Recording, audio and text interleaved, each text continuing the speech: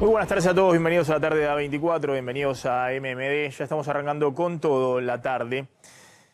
Vamos a empezar por lo que sin duda es la sorpresa y la noticia del día, que es lo que ha ocurrido hace un rato en la Cámara de Diputados. Cómo se cayó el presupuesto 2022, el gobierno perdió directamente la votación por el presupuesto 2022, cuando necesitaba de alguna manera encaminar no solamente las metas fiscales que figuran en ese presupuesto, sino también la negociación con el FMI, que explícitamente viene pidiendo un acuerdo político en la Argentina, consenso respecto al rumbo de la economía, que va a estar plasmado supuestamente en ese acuerdo con el fondo. Fíjense quiénes han sido los protagonistas de todo esto y cómo quedaron los números. No es que el gobierno perdió la votación por un poquito.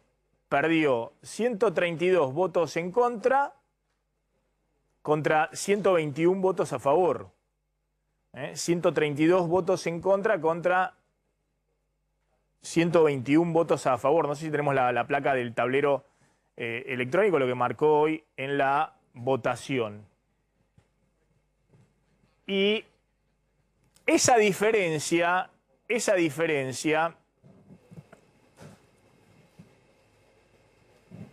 no, eso es cuando estaban por votar, digamos, ¿no? Pero bueno, la votación fue efectivamente 132 votos en contra. Ahora Pablo Vinocur les va a contar el detalle. Marca que el gobierno tiene un problema económico, pero también tiene un problema político enorme en cómo encara los próximos 2 años de gestión. El gobierno es primera minoría en la Cámara de Diputados. Y Juntos por el Cambio tiene 116 votos. Pero como ven ahí, terminó perdiendo el gobierno por 132 votos, es decir, por arriba de lo que incluso es los 129 votos del quórum. Es decir que la movida que hizo el gobierno a través de Máximo Kirchner, vuelvo a lo de los personajes, en la Cámara de Diputados, logró alinear en contra del proyecto de presupuesto, aparte estamos hablando de algo básico, no solamente a Juntos por el Cambio, sino a potenciales aliados del gobierno, por ejemplo, el bloque del peronismo federal, que responde en parte a Schiaretti, socialistas de Santa Fe, Graciela Camaño, Randazzo y demás. Y todo eso ocurrió, obviamente, con la mirada minoritaria de los bloques que plantean cuestionamientos duros, tanto el Frente de Izquierda como Milei y Espert. Y todo eso ocurrió cuando el gobierno necesita hacia adelante reconstruir mínimamente la credibilidad de la política económica. Aprobar el acuerdo con el Fondo Monetario, y no solamente eso, sino fundamentalmente mostrar que el rumbo que se va a transitar en los próximos 2 años tiene un mínimo de consenso político, que es lo que le está reclamando el propio FMI, y es lo que están reclamando todos, porque este es un gobierno que le quedan 2 años, se va a firmar con el FMI un acuerdo a 10 años, y está claro que no hay posibilidad de recuperar mínimamente la confianza, la moneda, la estabilidad, si no se marca un horizonte un poco mayor. En medio de todo eso, este gobierno, que hasta el 10 de diciembre tenía una mayoría clara en la Cámara de Diputados, su bloque en diputados, liderado por Máximo Kirchner, cajoneó el proyecto de presupuesto que envió Guzmán 2 días después de la derrota de las PASO. Y en simultáneo con la carta que había enviado Cristina Fernández de Kirchner, una carta muy dura, ¿se acuerdan? En la cual cuestionaba el ajuste fiscal equivocado que había llevado adelante el ministro de Economía y que según Cristina había sido una de las causas principales de la derrota en las PASO el 12 de septiembre pasado. 3 días después, el 15 de septiembre, va a la Cámara de Diputados el proyecto de presupuesto de Guzmán, muy cuestionado por el kirchnerismo duro, porque no solamente tenía metas de ajuste fiscal y de reducción del déficit fiscal, sino que planteaba, entre otras cosas, recorte de subsidios económicos, energéticos, con aumento de tarifas, y también había recortes en otras partidas que habían sido muy cuestionadas por el propio oficialismo, por ejemplo, las partidas de educación. El oficialismo, que tenía una mayoría muy clara y que podría haber perfectamente aprobado sin inconvenientes, en teoría, si todos hubiesen estado de acuerdo dentro del oficialismo, el proyecto de Guzmán, lo dejó cajoneado. Y lo saca ahora, a mediados de diciembre, porque en realidad lo que quería enviar el gobierno, que eran las metas plurianuales, el acuerdo con el FMI, que el propio presidente había dicho la noche de la elección del 14 de noviembre, la elección general, no está. Dijo que iba a ir primero las metas plurianuales, que incluían obviamente las metas de este presupuesto para el 2022, pero que trascendían el 2022. Y que iba a ir la primera semana de diciembre, no está. Eso no se llevó con los tiempos. El FMI todavía está mirando los números de la Argentina, mirando cuál es el consenso político, mirando cuál es la predisposición a avanzar por parte del gobierno en una serie de condiciones que ahora vamos a contar, y eso no está. Entonces el gobierno dijo, bueno, vamos a entretener con el presupuesto 2022 y avanzamos con esto, que es lo que tenemos. Tampoco era necesario que el presupuesto 2022 estuviera exactamente ahora en diciembre. Y de hecho había un acuerdo, como estuvieron toda la noche discutiendo con la oposición y en el recinto, había un acuerdo, en teoría, entre el oficialismo y la oposición de abrir un cuarto intermedio hasta el martes. Cosa que el propio presidente apoyaba. Es decir, que volviera el presupuesto a la Comisión de Presupuesto y Hacienda y que se siguiera discutiendo a partir del martes la Comisión de Presupuesto y Hacienda, y después se veía cuándo volvía al recinto. El propio presidente y Guzmán apoyaban eso porque les servía de hecho para ganar tiempo, para ir pateando un poco y vemos qué pasa con el FMI, a ver si llega algo para cerrar con el fondo en la última semana de diciembre y tratar todo junto. Bueno, ese acuerdo que supuestamente se iba a votar hoy en la mañana y que da una especie de empate forzado para el oficialismo y le daba tiempo para seguir negociando con el fondo en medio de las discusiones con la oposición, se dinamita con este discurso de Máximo Kirchner, que rápidamente hace cambiar toda la posición que había, no solamente en Juntos por el Cambio, sino en ese bloque del peronismo federal que les decía, también había acordado enviar a la Comisión de Presupuesto nuevamente el proyecto de ley. Mirá. Claro, y claro que leemos los resultados de las urnas, siempre lo hicimos. Y esta es una elección intermedia. La del 19 definió quién gobernaba la Argentina. Entonces lo que uno quiere es que podamos votar, es el pedido que recibimos de nuestro presidente, un presidente que aparte se compromete a mandar estos proyectos al Congreso, como es el que vendrá cuando sea el acuerdo del Fondo Monetario, que ojalá hubiera sido en el pasado tan meticulosa y aguda mirada de quienes hoy son oposición para pedir que el tamaño endeudamiento pasara por este Congreso para cuidar nuestra democracia. Pero más allá de eso, quizás fue la cobardía también, de no poder mandar ese proyecto acá. Así que votemos, señor presidente, por sí o por no y terminemos el show, por favor. Gracias, diputado. En el uso de la palabra, el diputado Mario, vos, en el uso de la palabra, el diputado Ritondo. Bueno, a ver, en el uso de la palabra el diputado Ritondo, le puse una masa pidiéndole. Perdón, quise apagar mi micrófono y le apagué el suyo. Le pido disculpas. Presidente, hasta la reciente intervención del presidente de su bloque, mi bloque iba a acompañar. No va a acompañar que vuelva a la comisión. No. ¿Sabe qué pasa? Nos tenemos que respetar. Diálogo es respeto al otro.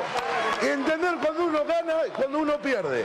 En la ciudad de Buenos Aires nunca el kirchnerismo nos votó un presupuesto. En la provincia de Buenos Aires nunca nos votó un presupuesto. Y en el gobierno de Mauricio Macri nunca nos votaron un presupuesto.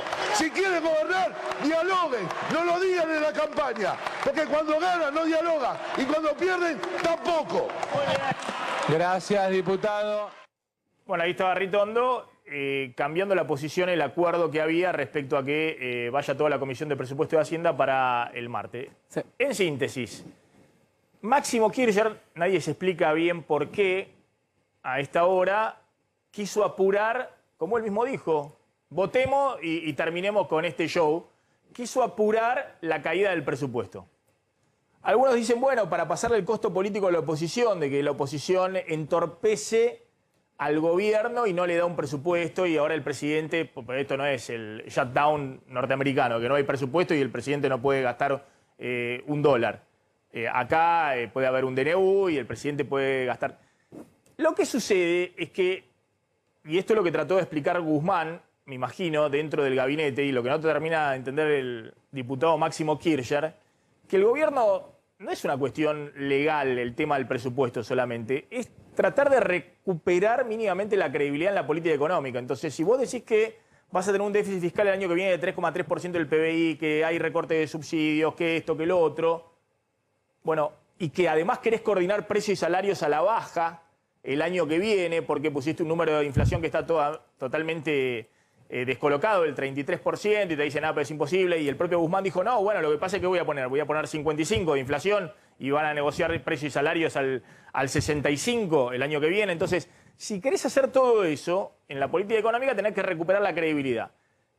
Y la idea del presupuesto y el acuerdo con el fondo, con un acuerdo político en el Congreso, que el propio presidente lo dijo en la noche de la elección, más allá del formulismo legal, tiene como objetivo, por eso el FMI les está reclamando eso, recuperar mínimamente la credibilidad y algunas reglas de juego.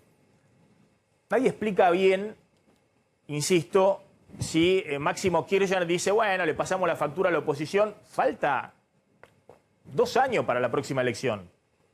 Y en el medio está sin reservas en el Banco Central, necesitas cerrar con el FMI y sabés que eso no te garantiza que vos puedas crecer a tasas elevadas los próximos 2 años. Tenés que hacer otras cosas para que eso ocurra. Bueno, eso es lo que ocurrió hace un rato en el Congreso. Decime, Pablo, ¿qué está pasando en este momento? Está reunido el presidente con Sergio Massa. Sí, con está prevista una reunión, no sabemos si ya empezó o si está por empezar, con Massa y Martín Guzmán, para ver cuáles son los pasos a seguir, qué va a pasar con este presupuesto que ahora no tiene el gobierno y que la idea es, en principio, según lo que dicen fuentes de la Casa Rosada, es prorrogar por decreto de necesidad de urgencia el DNU, el presupuesto actual, es decir, el del 2021, que recordamos que tiene metas que están absolutamente desfasadas, que ya poco tenían que ver con la realidad en 2021, mucho menos en 2022, con lo cual prácticamente es el gobierno teniendo superpoderes para administrar partidas presupuestarias.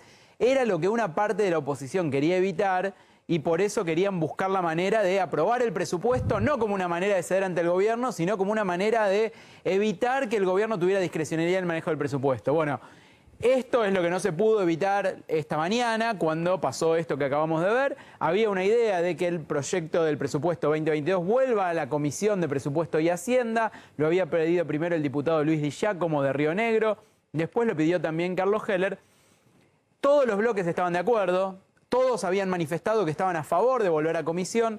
Después de este discurso de Máximo que acabamos de escuchar, inmediatamente en las galerías de atrás, de donde se sienta la oposición, que es donde habitualmente se sientan los diputados más rasos, pero los más duros, donde estaba Waldo Wolf, Fernando Iglesias, se empezaron a escuchar murmullos. En ese momento, Cristian Ritondo miró para atrás y se dio la previa de ese discurso que acabamos de ver de Cristian Ritondo, donde él vio que su propio bloque le estaba diciendo, ¿viste? Te dijimos, con estos no se puede ceder. En ese momento, Cristian Ritondo se dio cuenta que no tenía margen para acompañar esto de volver a comisión el proyecto del presupuesto 2022. Cristian Ritondo, como vimos, dice, nosotros no vamos a acompañar después de este discurso de Máximo Kirchner. Incluso antes de lo que escuchamos, lo menciona Frigerio también, que es un hombre también de diálogo. Dice, ¿cómo puede ser acá el que fue ministro del Interior del gobierno anterior? Después de que Ritondo dice, no vuelve a comisión el proyecto, para el resto de los bloques que integran Juntos por el Cambio no hubo marcha atrás. Era imposible que un bloque quizás más moderado como el de Mario Negri pudiera decir, después de que el PRO dijo yo no voto la vuelta a comisión, pudiera decir además, yo la voto. Lo que fue muy impresionante, ahora vamos a contar cómo fue la votación, es que busquemos a ver si hay un fragmento del discurso de la diputada Graciela Camaño, del bloque federal. Graciela Camaño había hecho un discurso muy duro en contra de la grieta, diciendo que acá estaban jugando todos con fuego, que estaban pensando más que nada en sus construcciones políticas y no viendo las necesidades de la hora. Pero además le dice al oficialismo, ustedes se tienen que dar cuenta que ya no tienen la mayoría, que tienen que negociar, no hay forma de que avancen y prepoten nada. Y después dice, bueno, además, en Juntos por el Cambio hay una discusión muy fuerte interna de cómo se posicionan entre halcones y palomas.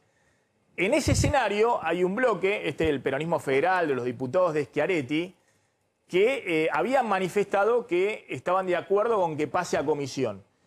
Y fíjense cómo después del discurso de Ritondo, detonado por el discurso de Máximo Kirchner, sale de ese bloque el Topo Rodríguez, que es un hombre... El presidente de ese bloque, el diputado Rodríguez, que ha sido ministro de Agricultura de la provincia de Buenos Aires con Felipe Solá, un hombre de La Baña, y sale a decir que tampoco van a acompañar el pase a comisión, cuando la diputada Camaño, minutos antes, había argumentado a favor del pase a comisión, que era lo que pedía el oficialismo y era lo que pedía Alberto Fernández, desde la Casa Rosada. Fíjense. Lamentamos muchísimo que no se haya comprendido nuestra posición y estamos realmente asombrados. La compañera diputada Graciela Camaño fue muy clara. En estas circunstancias, el interbloque federal va a votar negativo.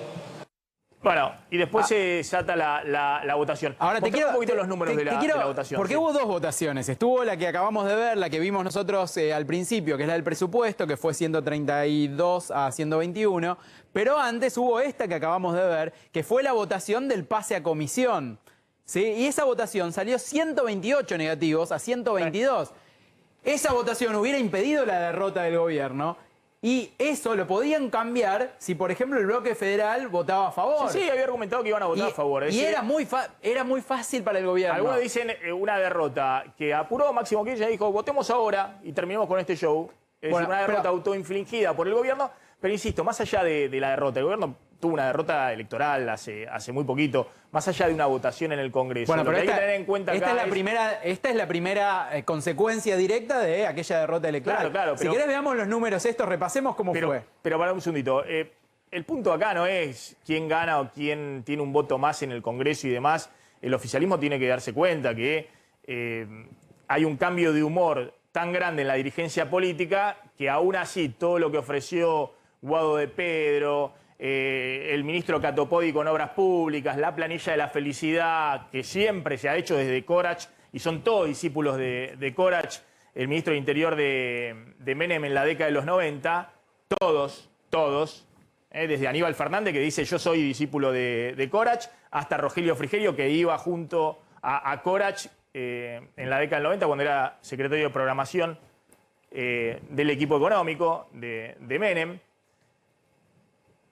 Eso no va más. Es decir, ni siquiera eso te alcanzó para conseguir 10 diputados más.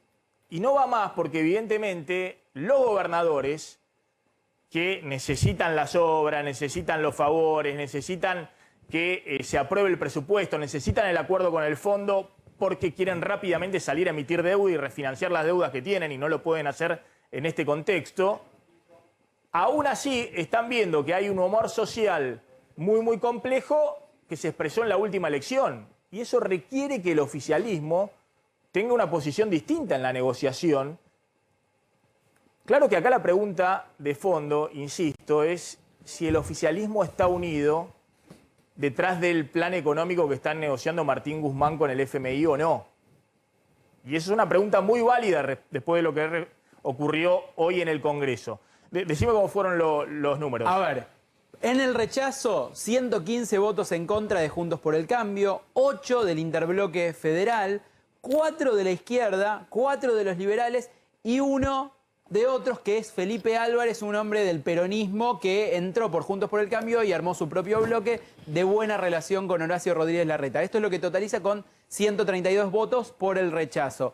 Por la afirmativa, el único voto que consiguió, el único bloque que consiguió el apoyo del oficialismo son, por supuesto, los 116 diputados del Frente de Todos. Recordamos que el Frente de Todos tiene 118, pero Massa no votaba y hubo un ausente, que ahora la vemos, y 5 diputados provinciales que son del Frente Renovador de Misiones, del Juntos Somos Río Negro y del Movimiento Popular Neuquino. Estos son los que votaron a favor.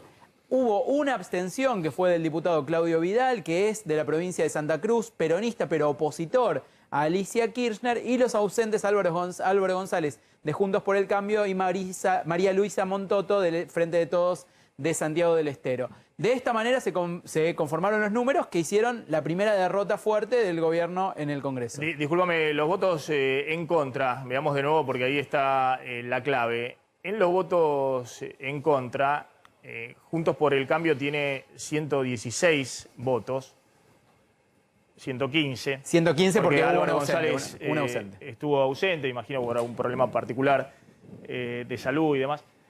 115 votos Juntos por el Cambio. El interbloque federal, que es clave en las negociaciones porque ellos mismos plantean que no están en la grieta ni en un lado ni en el otro. Y después, bueno, la izquierda, los liberales, que se espera que van a votar de manera de todos modos, negativa. Maxi, en algún momento, el miércoles creo, el gobierno tenían alguna esperanza de que alguno de los diputados de izquierda pudiera abstenerse con algún discurso, ¿viste? De lo que el presupuesto es capitalista o alguna cosa así. No entienden. Había alguna... No entienden como no entienden. No entienden como... No entienden, creo que entienden más a los liberales a través del diálogo que tiene Sergio Massa con Esper y con Milei que a la izquierda. No entienden, digamos, cuál es el planteo. Este es un momento donde la izquierda tiene todo para ganar, un gobierno que está negociando con el FMI y la izquierda va a seguir planteando la oposición dura, y está bien porque es un poco lo que le han reclamado quienes lo han votado. Ojo, de hecho, cuando fue la votación al pase a comisión, que era lo que hubiera permitido el empate para el gobierno, la izquierda se abstuvo. Bueno. ¿Sí? O sea que ese es el juego también que el gobierno cree. Con la izquierda a veces pueden lograr que alguna vez se levanten o se abstengan.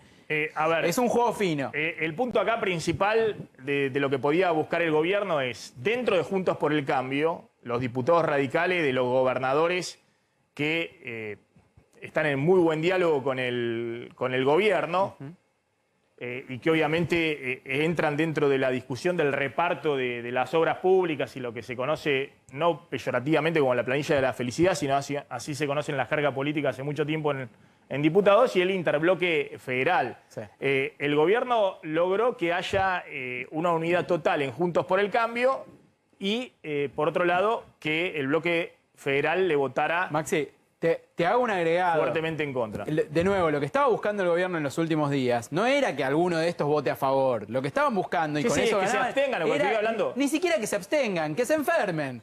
Me duele la panza. Está bien. Algo que permita que no estén votando en contra. Con eso y algún voto que consiguieran de los partidos provinciales, podían dar la vuelta.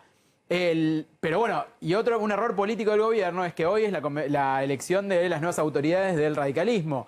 Con lo cual, hoy era un día que estos gobernadores, que muchas veces votaron a favor del gobierno en algunas situaciones clave, hoy no podían votar a favor porque lo que están jugando también es quién es la oposición dentro del comité radical. Entonces el esquema era bastante más complicado que en otras votaciones. Bueno, la pregunta es qué va a pasar si efectivamente el gobierno tiene el acuerdo con el fondo, que también tiene que pasar como ley, y eso sí tiene que pasar como ley, porque está en la ley de endeudamiento soberano del año pasado, y aparte porque el FMI lo pone como requisito en la negociación, que haya una aprobación legislativa de este acuerdo, a diferencia de otros acuerdos en el pasado. Busquemos a ver si está el discurso. Vamos a pasar un fragmento de la diputada Graciela Camaño. Ya vamos a hablar con Pablo Goldín y con el economista Sicarelli del CEPA. Me parece interesante escuchar un poquito dos visiones contrapuestas de cómo se encara un poco la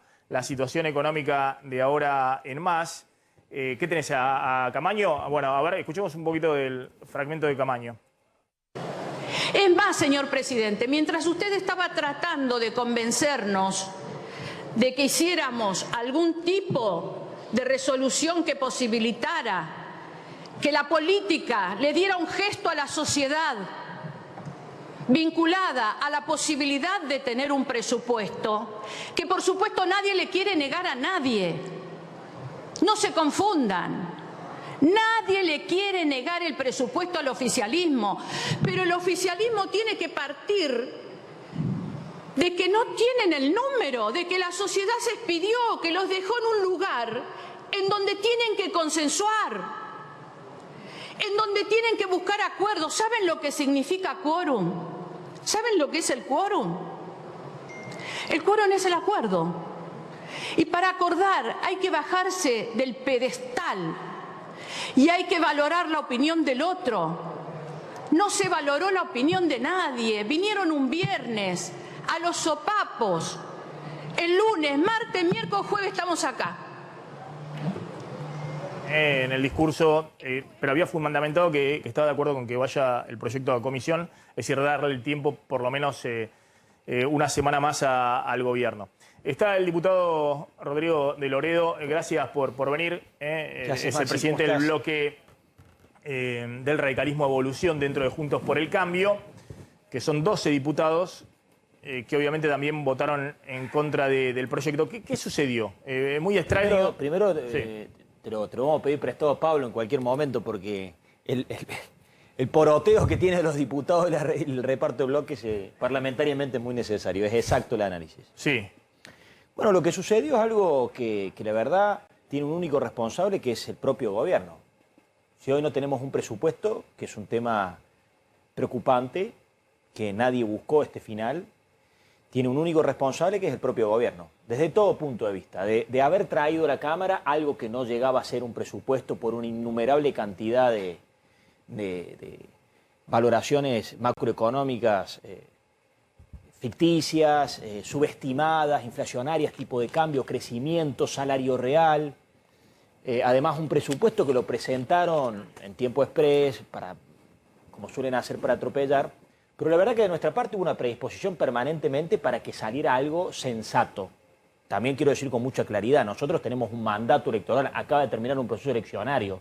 No había ningún diputado de Juntos por el Cambio que vaya a levantar un brazo aprobando, por ejemplo, extensiones en facultades tributarias como tenía este presupuesto, que también quiero decir, cuando nosotros le propusimos que sacaran esa facultad que extiende hasta el 2024 de aumentar, por ejemplo, retenciones en trigo y maíz del 12 al 14, que tampoco es tanto el artículo, y se niegan, Maxi, lo que nos están diciendo es que venían por aumentar las retenciones. Digo, nosotros trabajamos porque haya un presupuesto sensato que tenga otra valoración inflacionaria, porque no fue un error el cálculo, esto se hace adrede, porque nosotros calculamos que iban a recaudar 2,5 billones de pesos más por encima de lo previsionado y lo iban a gastar discrecionalmente. Entonces, básicamente, para hacerte una primera introducción, ¿cuál fue la postura de Juntos por el Cambio? Predisposición, queja por el método, porque es patotero, porque es poco tiempo, no importa. Predisposición para discutirlo, predisposición para que se apruebe,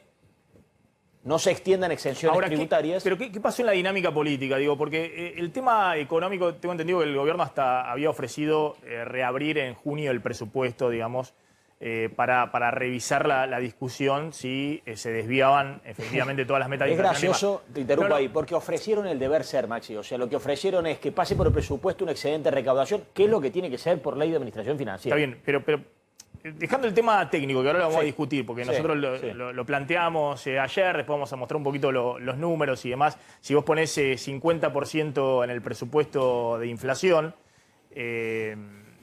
bueno, y tenés un problema muy grande, digamos, y después querés coordinar precios y salarios, está claro que tenés un problema muy grande.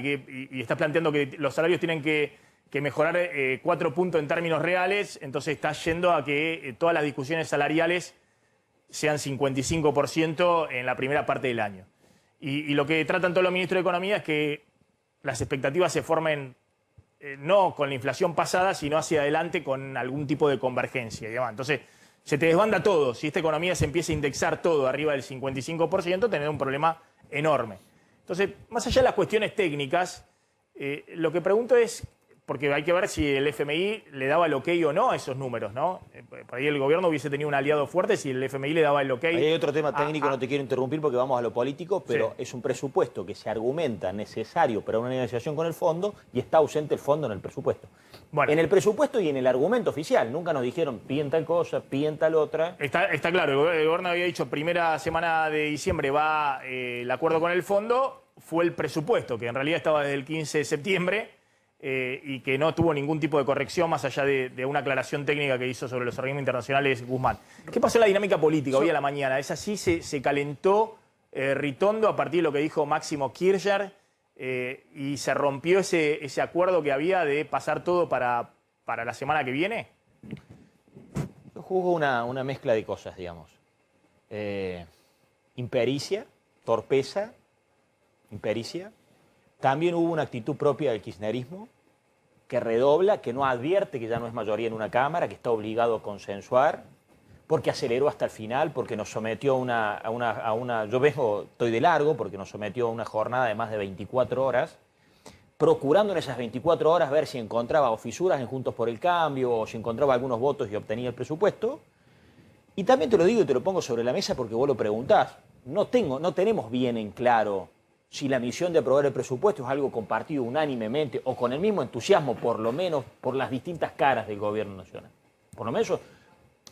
Porque si no, es como una relación proporcional. O es extrema la pobreza, la torpeza y la negligencia en cómo abordaron esto, porque, insisto, nosotros tuvimos predisposición, no de aprobar cualquier cosa, pero si hay un pase en comisión, bueno, lo concedemos, solicitamos cuarto intermedio, hicimos algunos pedidos que eran bastante aceptables.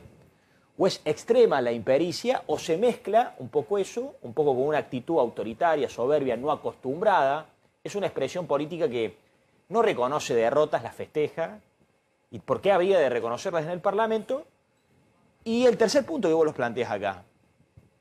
Uno tiende a pensar que no había un sigilo, una responsabilidad de la importancia que esto significaba. Por ahí hay mirada un poco, bueno, que sea lo que Dios quiera con esto. Rodrigo. Por lo menos así lo vimos. Claro, A ver, no se entiende... Una consulta, porque Máximo Kirchner hace ese discurso que fue muy encendido, e inmediatamente después, Cristian Ritondo, que había acordado con todos los jefes de bloque, calculo que vos también habrás estado en esa reunión. Máximo Kirchner interviene después de que... Después de que ustedes acordaran. Después de que yo hago una argumentación. Sí. En donde digo que, bueno, estamos dispuestos a conceder la vuelta a comisión, pero les digo, nos parece una actitud hasta cobarde, estilo de cobarde, porque ellos quieren plantear la propuesta de que pase, pero quieren que las plantee otra, con esta lógica. Pero ¿no? vuelvo a esto. Ahí se enoja Máximo Kirchner e incendia la sí, reunión parlamentaria. Pero también el que lo incendia es Cristian Ritondo, porque en algún punto él, como jefe de bloque del PRO, que no es tu bloque, también te desautoriza a vos, que vos habías dicho un minuto antes No, eso fue Pablo, eso fue automático, digamos. ¿Pero qué? ¿Le salió? ¿Se calentó? No, automático. A mí me interrumpe... es mi primera vez en el Parlamento Nacional, tengo 8 años de presidente de bloque en mi provincia. Sí. Bueno, llegás acá, Sergio Massa me interrumpe faltando a lo que corresponde en un debate parlamentario en reiteradas ocasiones, te ningunean, típico de cómo tratan al interior en la Argentina. Entonces la buena predisposición, nosotros le indicamos algunas cosas, Máximo Kirchner reacciona de una forma desmesurada, no pareciera ser alguien que estaba buscando que los otros básicamente le concedieran un favor, porque la verdad es que era un favor. ¿Por qué era un favor? Porque nosotros esta gestualidad se la veníamos diciendo toda la semana y llegaron hasta el final a ver si tenían un número. Al final del día esto me parece que embarra, la gente no entiende, nosotros no tomamos una determinación porque alguien se enojó más o menos en un recinto. Sí, ¿no? para no entrar en la dinámica de... Y está claro que el gobierno, detalle parlamentario. Si seguía discutiendo esto en el Congreso, necesita el acuerdo con el fondo el gobierno, necesita enviar eso al Congreso, que es lo relevante. El presupuesto, claro, es importante, pero no es que está urgido en votarlo ya esta semana. Perfectamente podía seguir discutiéndolo la semana próxima.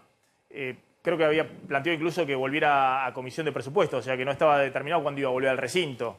Podía volver después de las fiestas, junto con el acuerdo con el fondo, como una cuestión más integral. A ver, le pregunto a los economistas, Pablo Boldín, está Leandro Sicarelli.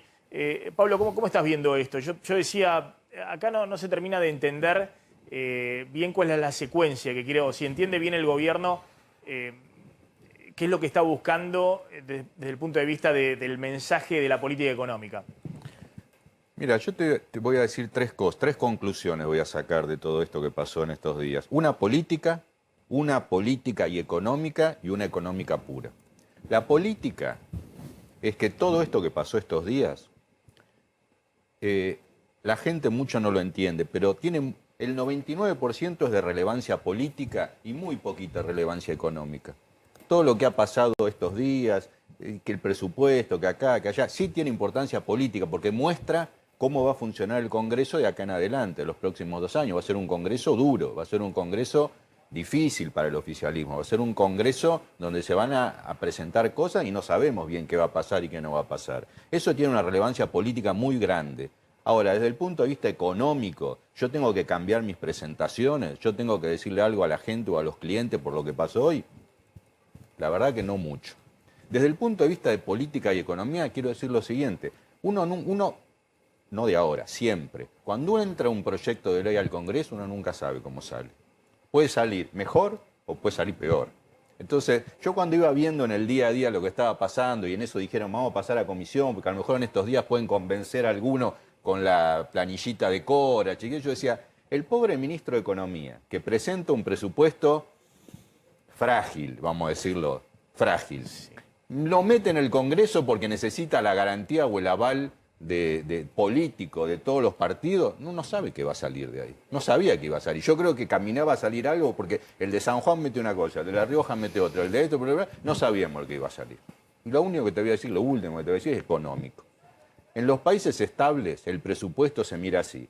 Estiman los recursos y dicen en qué van a gastar, cómo van a gastar y cuándo van a gastar. Si falta un poquito de plata, dice, bueno, lo vamos a conseguir con financiamiento, ni se fijan en eso, porque los países estables consiguen el financiamiento barato y fácil en cualquier lado. Acá es al revés, acá hay que leer al revés el presupuesto. Por eso muchos dijeron, a ver, no importa los recursos, porque si es la inflación al 30, al 50, va a ser otra cosa totalmente distinta. Los gastos, qué sé yo, cómo van a gastar, cómo te vas a financiar. Y ahí es donde todo el mundo se daba cuenta de que había un agujero que no estaba claro. Ojo, No, y que fue grave, lo va a terminar financiando. pero ojo, en el Argentina. presupuesto, el ministro trajo una previsión de financiamiento por 12.500 millones de dólares, que ante la pregunta y repregunta por una planilla que dijeron que iban a enviar, después cuando enviaron eran por 6.500 millones. En Argentina los presupuestos se están cerrando en los últimos años con una mayor tasa de inflación. Exactamente. Esa es la realidad. Si Vos tenés más 30, inflación, ponés vas a 20, tener, ponés 50, ponés vas lo a que tener más quieras. recursos. La realidad Sí. te lleva a que termines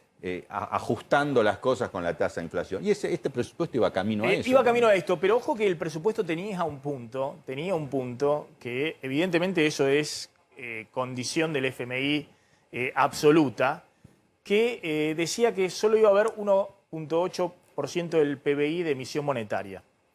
Déficit de 3,5, déficit total de 4,9, porque no solamente el déficit primario, ingreso menos gastos, sino tenés los intereses de la deuda. Es decir, casi 5 puntos del PBI de déficit que Guzmán dice, o me dicen a mí de fuente del Ministerio de Economía, esto lo avala el FMI porque cree que tiene que ser un ajuste gradual el año que viene.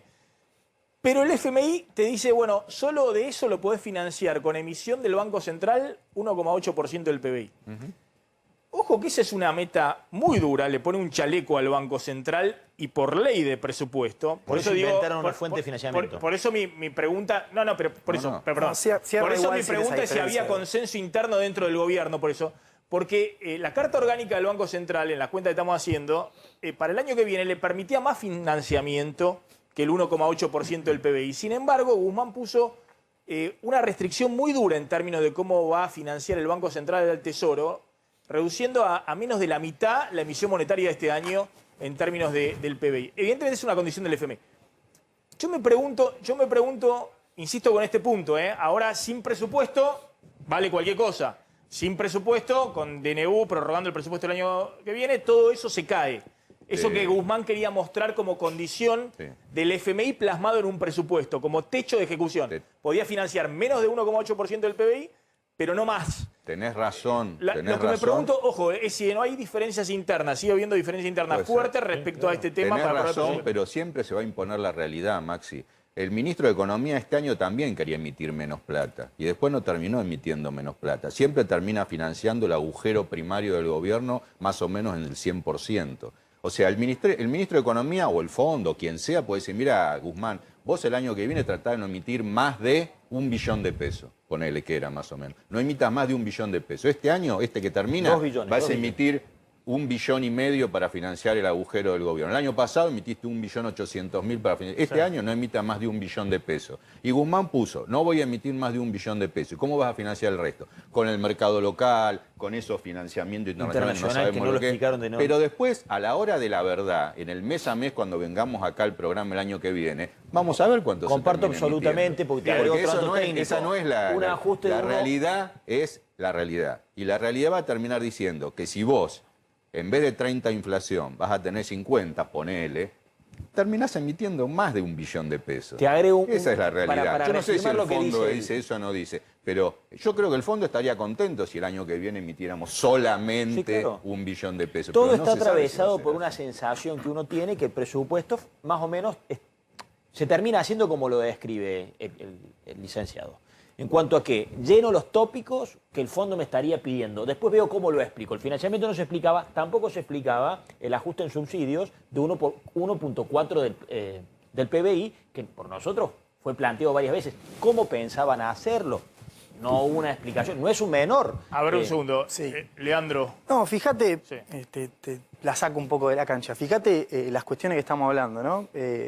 Un menor déficit, una reducción del déficit de manera gradual, con una mejor estructura de financiamiento que depende de adelantos transitorios, menos de 2 puntos del PBI, es la mitad de lo que usamos este año. No se usan utilidades del Banco Central. Hay recortes en los subsidios energéticos, que son subsidios regresivos en general. A mí me da la sensación de lo técnico, cuando yo leía el presupuesto sin mirar la televisión, terminé de leerlo y digo, bueno, el gobierno va a tener un problema interno para aprobar esto y la oposición va de cajón, lo votan todo. Y después veo hoy la votación. De fondo, me parece que como se da al revés, me da la sensación de que hay una discusión de índole política. Lo técnico, no creo que haya en este presupuesto absolutamente nada que sea insalvable. Si hay un problema político con los plazos, los tiempos, la discusión, acá mencionaba el colega que no está explicado lo del Fondo Monetario. No hace falta ser un genio para darse cuenta que está el pincel del fondo detrás de los números de este presupuesto. De hecho, por eso te decía, me da la sensación de que le va a ser más difícil al gobierno aprobarlo hacia adentro que se lo apruebe la oposición. Con lo cual, de fondo, me da la sensación de lo que tenemos es un problema político. No tiene que ver con lo técnico del presupuesto. Y comparto, pero fíjate cuáles eran nuestras observaciones entonces. Si vas a hacer este ajuste que consideramos, porque claramente hay un déficit absolutamente inmoral. ¿Por qué es que una persona de bajos recursos, con el 21% que compra un paquete de arroz, financia el descubierto de una empresa de aerolíneas, un ticket internacional? ¿O por qué esta asimetría en donde hay... Ahí tenés otro recorte muy fuerte, recorte, déficit de las empresas públicas. Claro. Pero eso está explicado. Pero de los subsidios, entonces nuestras observaciones, que nos expliquen cómo va a ser, porque esto suena que lo llenaron. Bueno, coincido ahí, Lo pero digo, una llenaron al explicación solo hubo efecto. eventualmente Bueno, que tiene que ver entonces con la no es un terminación del argumento, plan también tu gas, punto, la ¿no? segmentación de tarifa. Hay una explicación, no es que no se explicó, No, digamos. sí, pero no. Después es como si lo podemos explican en un pedirle programa- los números más lo finos, explican más en un programa gruesos. de televisión. La realidad no es que... estaba presupuestariamente explicado. A ver. No estaba presupuestariamente explicado tampoco el financiamiento internacional. Por eso yo... Ahí hubo lo un que error, decís de vos. hecho, y se rectificó. Por eso Y ahí quedó lo en que 6.000 decís vos. millones en términos netos, que tampoco luce como algo sacado de la galera, digo. 6.000 millones de dólares en cualquier negociación bilateral, que es una aclaración que hizo el ministro, dentro de organismos acreedores internacionales, dijo, no lo sellemos solo a organismos porque hay negociaciones bilaterales también.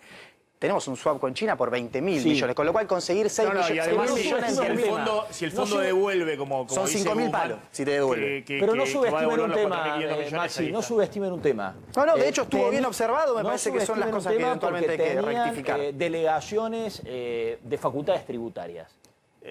¿Vos lo querés poner como político? Yo lo pongo como político y económico. A ver, eso pasa todos los años con todos los presupuestos de todos los gobiernos, porque de hecho la subestimación de la inflación que después terminamos teniendo, los presupuestos de Cambiemos venían con 30 puntos menos de la inflación que después fue, sucede, eso es habitual, es un quehacer en Argentina, te diría casi. En última instancia terminan dándole esa discrecionalidad, porque obviamente la inflación te pega de manera simétrica en los ingresos y los gastos y te da más margen. De las facultades tributarias, ¿no? Sí, De sí, estimación inflacionaria. pero digo, la inflación tiene el mismo efecto, digo, porque te terminan apareciendo recursos que no tienen asignación en el presupuesto y los podés usar de manera discrecional. No, son dos cosas distintas. Tiene el mismo efecto en cuanto a que termina económico, te siendo, digo, claramente no es lo legislativo, inflacionario. obviamente. No, pero no tiene el mismo efecto que siga. Presupuestariamente, yo vengo de una provincia como Córdoba. Sí. No es una cuestión menor que le vamos a decir que volvemos con la misma historieta de subir retenciones de 12 a 15, de considerar que los derechos de exportación son un impuesto progresivo, absolutamente regresivo, que no se van a poder descontar de ganancias y que no se termina de entender como modelo de país que Argentina necesita exportar más carne, leche, granos, maíz, trigo, auto, autoparte y dejar de exportar jóvenes. Bueno, pero de vuelta, ¿cuántos puntos estamos discutiendo ahí de retenciones? Y son 89.000 millones de pesos que prevén recaudar. Bueno, pero decímelo en puntos, porque 89.000 millones de pesos en una partida presupuestaria, pues el 0,01. Pero en términos de porcentaje, te cierro con esto, Maxi, disculpa. Digo, y vos lo planteaste al principio, digo, estaba la posibilidad de eventualmente rectificarlo y hacer un acuerdo porque era algo menor. Por eso digo, en última instancia, lo que yo veo en el Congreso es un problema político, no un problema insalvable de lo técnico. Dejo picando esto. Lo tuvieron ellos al problema político. Dejo picando esto para los economistas. Y por eso preguntaba si el gobierno entiende, se le reclama mucho al gobierno que presente un plan económico. En última instancia se viene discutiendo, bueno, en realidad va a ser el acuerdo con el fondo el plan económico. Guzmán dice, es mi presupuesto, el plan económico. Ahora, si efectivamente está con un problema político el gobierno y sabe cómo votó la sociedad y que hay diputados que obviamente tienen un mandato de no dejarle pasar una al gobierno, porque, por ejemplo, en la provincia de Córdoba el gobierno ha sacado el 10% de los votos. Hay que buscar antecedente histórico donde en un territorio un oficialismo saque el 10% de los votos. Ahora, ante eso, por eso dejo la pregunta ahí para Goldini y Sicarelli. ¿El gobierno no tiene la responsabilidad de mostrar, explicitar bien cuál es su plan económico, cuáles son las negociaciones con el fondo, pero esto claro, que prometió el plan plurianual, defender eso y no enviarlo con retazos al Congreso para que termine como terminó? Porque al final, si este era el plan económico de Guzmán, ahora no tenemos plan económico. No, está claro. Entonces, ¿cuál es el plan económico? Guzmán dice, no, el plan económico es mi presupuesto. La señal que das, no digo ya solo a la sociedad, sino en términos de recuperar la credibilidad, el fondo, los mercados, todo junto, es que no tenés plan económico. Bueno, Maxi, que lo decís vos recién, todo junto. Acá hay un actor más que no lo votó nadie y está en el escenario y tiene poder de veto, que es el Fondo Monetario Internacional, con lo cual... Y mal que nos pese a los argentinos, esto le toca al gobierno, a la oposición, a todos, no nos caracterizamos por tener mucha planificación o por respetar los presupuestos y demás. Lo que hay que lograr acá es una coordinación que te permita en aproximadamente 15 días cerrar un acuerdo con el fondo y pasarlo por el Congreso. Está bien, yo es complejo, que, digo, no es algo todos simple de una generalización, pero esto es un gobierno que hizo una apología de la improvisación, que se desayunó a la Argentina diciendo no creo en los planes. Estamos hablando de un gobierno que lo que dice a la mañana lo cambia al mediodía, que dijo jactarse de no creer en los planes económicos. Un segundo porque tengo que ir a Córdoba y llamo a... ¿Saben que Bolsonaro acaba de echar a la misión del FMI de Brasil? Digamos, cuando hablamos de cuestiones ideológicas. Qué bien nos estamos portando. Claro, vamos a hablar con Héctor Torres en unos minutos. Porque fíjense cuando vos tenés mínimamente reservas en el Banco Central. Brasil tiene, no sé, 300.000, 400.000 millones de dólares de reserva en el Banco Central. Lo que puede hacer. No le gustaron al ministro de Economía las proyecciones económicas que hace el Fondo Monetario en Brasil, dijo se van. No tenemos más misión del FMI, oficina del FMI en Brasil. Por este año no quiero que vengan a hacer pronóstico de la economía brasileña. Me entorpecen, háganlo desde Washington. Hagan el artículo 4 del informe ese, que todos los países cuando no tienen acuerdo con el fondo lo tiran todo a la basura. Háganlo desde Washington. Entonces la Argentina está con el discurso de la retórica exaltada, pero viendo y prendiendo vela cómo negocia con el FMI. Y Bolsonaro que es supuestamente de ultraderecha y demás, se da el lujo manda a mudar. de decirle el FMI y se vuelve a su casa. No quiero tener una oficina, se van todos. Pero en Brasil no va a estar la oficina del Fondo Monetario. ¿Qué está pasando en Córdoba en este momento? Atención con los contagios, porque ya hay 400 casos detectados de la variante Omicron. ¿Cómo ha crecido esto tan rápidamente? Belén Bianchi, ¿cómo estás? Hola Maxi, buenas tardes. Bueno, arrancamos la semana hablando de los primeros números, hablábamos de 4 casos nada más, de un solo viajero que había llegado del exterior. Al día siguiente estábamos hablando de 110 casos que estaban en estudios y hoy confirmó el Instituto Malbrán que son 454 casos positivos de la variante Omicron en la provincia de Córdoba y hay alerta porque se espera incluso que en los próximos días este número pueda llegar a subir por lo menos a 1000 personas contagiadas con la variante Omicron. Mucha preocupación por la rapidez justamente de la variante y ya hay circulación comunitaria, Maxi. Arrancó el primer caso en Colonia Carolla, muy cerca de Jesús María, el segundo caso la fiesta de egresados en Córdoba capital y el tercer caso que se da en Río Tercero. Circulación comunitaria, 454 casos de la variante Omicron, más de 1000 personas aisladas en cada uno de estos casos, estos 3 casos que te mencioné, y ya aumentó el 44% de testeos en esta semana en la provincia de Córdoba. Decinos, Belén, ¿esto está llevando a que se tomen nuevas medidas de, no sé, pasaporte sanitario, algún tipo de restricción? Sí, a partir del próximo martes 21, Maxi, comienza el pase sanitario para todo tipo de eventos abiertos, cerrados, boliches, festivales que también se llegan a partir de la próxima temporada. Incluso ya están en difusión esos mensajes de que no va a ingresar nadie si no tiene el certificado con la vacunación completa. Va a haber muchos más centros de testeos en distintos puntos, más que nada turísticos, y también centros de vacunación. Hoy en día en Córdoba se puede acceder a los centros de vacunación ya para la tercera vacuna sin ningún turno previo. Bien, Belén, ahí está la preocupación que hay en este momento con lo que está sucediendo en Córdoba, con ya 400 casos de la variante Omicron detectados. Sí, una preocupación máxima, en este caso por la variante Omicron, pero también por la suba de casos en todo el país, que todavía responden a otras variantes, pero que, de nuevo, pasamos en muy pocos días de 2.000 casos a 5.000 como fue en el día de ayer. Esto enciende por lo menos las alarmas. Desde el gobierno plantean que por ahora no van a plantear ningún tipo de medidas adicionales de restricciones. Solamente el pasaporte sanitario a nivel nacional a partir del 1 de enero. La idea es seguir con la apertura de actividades y con fundamentalmente la temporada turística. Atención, 5.000 casos total país ayer. Hemos estado prácticamente con 1.000 casos hace... En 1.000 casos ya 2.500 veníamos ya en creo que todo el promedio diario de la última semana son 2.800 casos diarios, pero ya ha habido...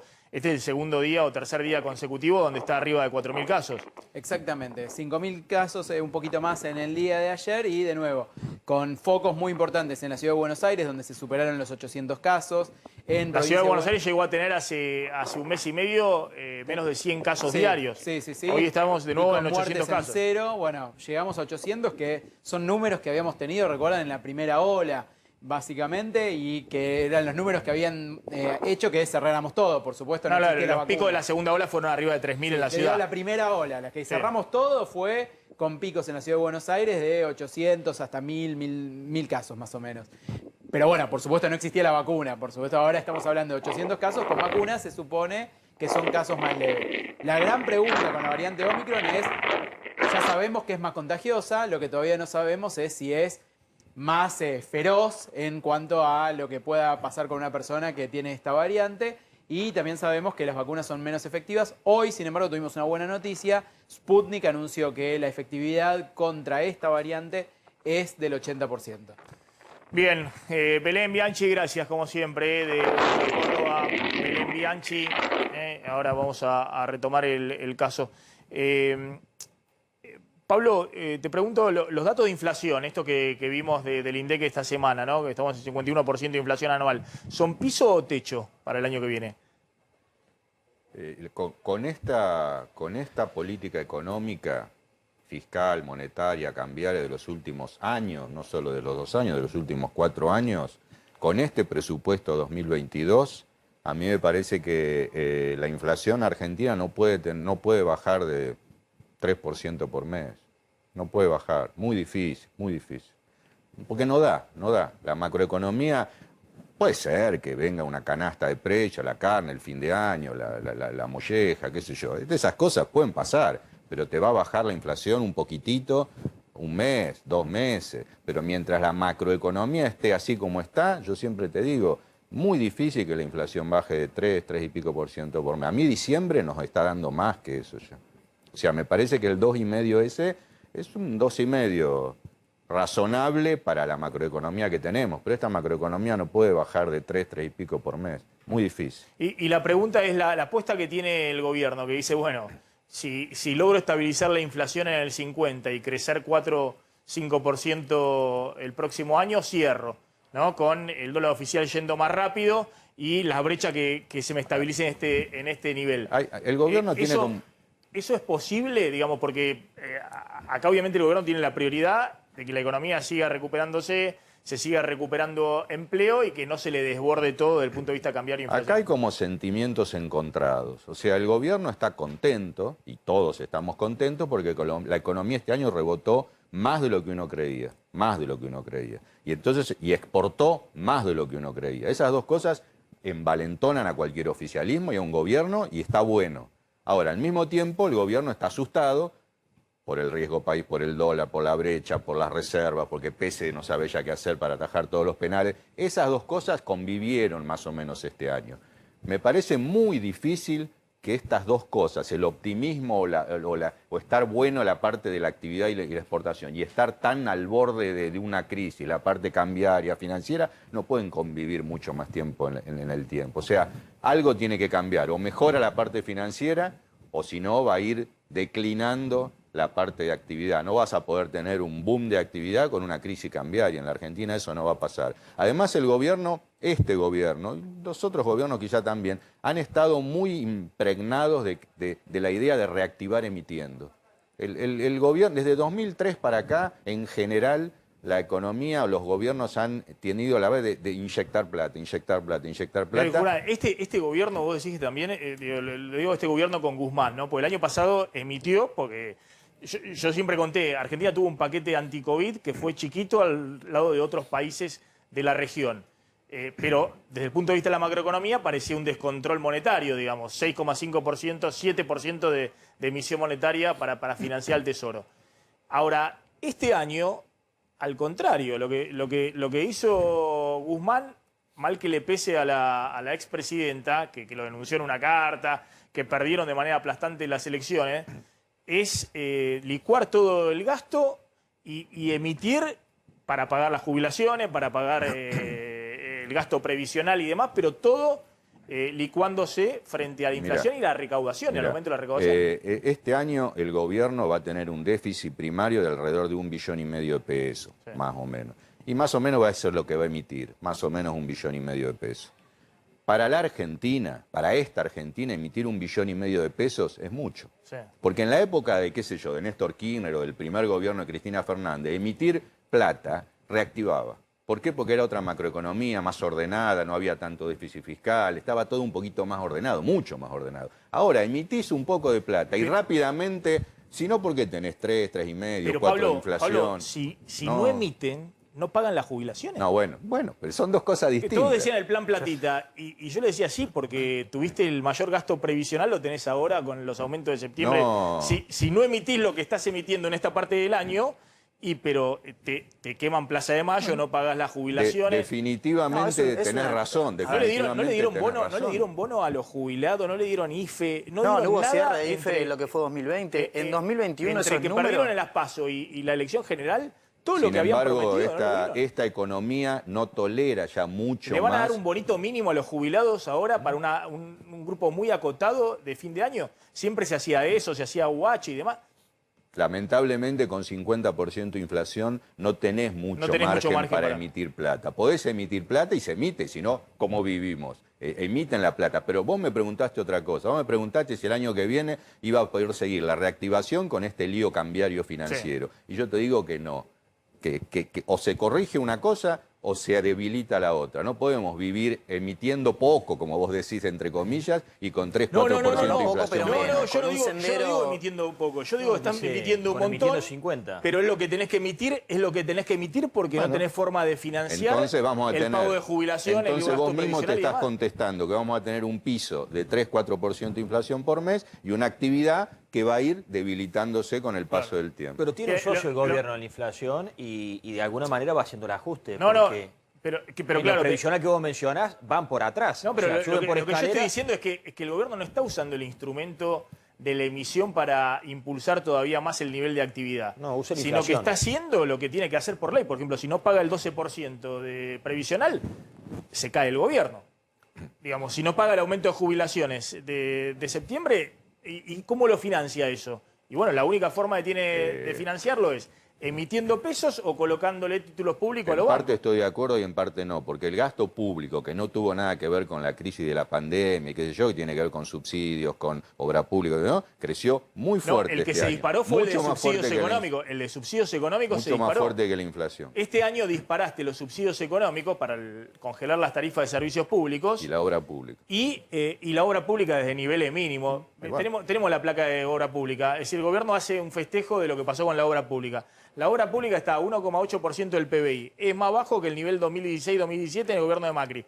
Y es mucho más bajo del 2015 en el gobierno de Cristina. Claramente es un aumento muy fuerte respecto a lo que fue el derrumbe del 2019 con el ajuste del FMI y el año pasado. La expansión monetaria con la es pandemia. 50% anual. ¿Cómo? La expansión monetaria de la economía es 50% anual. El año pasado fue 80, 90, claro. Desaceleramos. Pero con 50, no, yo no soy uno que dice matemáticamente si emitís 50 tenés 50 inflación. Pero a la larga, si emitís 50%, en algún momento eso se va a los precios y cada vez se va más rápido. Pero estoy de acuerdo, Pablo. Lo que yo te estoy planteando es qué margen político tenés. No, pero vos me preguntaste otra cosa. Vos me preguntaste, vos no me preguntaste qué margen político tenés para no emitir más. Emití, porque no tenía otra alternativa, porque nadie te presta, tenés que emitir.